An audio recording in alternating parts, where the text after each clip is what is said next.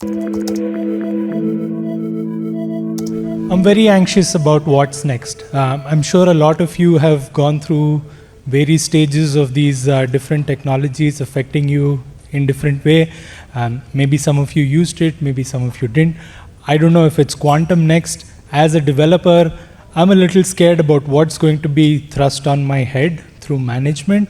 And as an engineering manager, I'm scared of these very star-eyed developers who just joined about what programming language they want to use next. And I'm very wary about waking up to a Hacker News trending article about, oh, how we decided to do monoliths instead of microservices, or how we are repatriating out of the cloud and all of these things.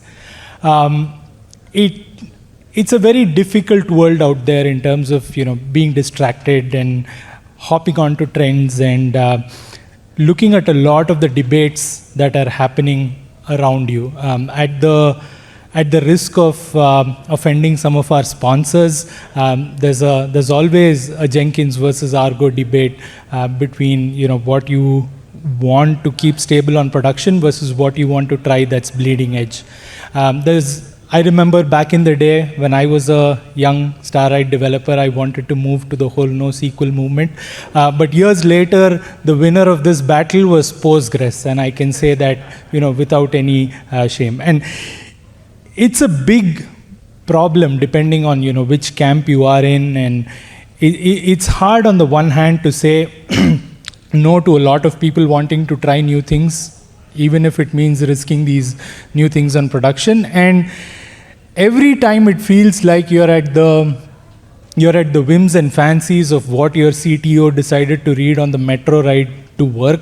If they opened the Uber blog, that week is going to be a discussion on Kafka. If they happen to read the Netflix blog, they want to implement Spinnaker on CI. And it's very hard to maintain a sense of calm and continue to just keep a reliable set of software on production. And as a community and as the technology sphere as a whole, we've normalized this behavior a lot. We've given it diagrams, we've given it a whole revenue-making thing for various companies to characterize this behavior that we do. And we don't stop at just that. We've built behavioral models around it. We've decided to quantify and put numbers to what people think is okay to do and what people think is not okay to do.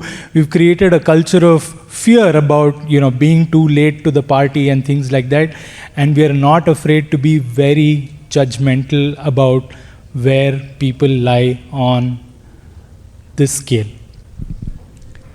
Now, what I would advocate and what I think everybody would agree with is to try and create a balance. Learn to create a balance between what it is that an organization needs versus what it is that is really hyped up at the moment.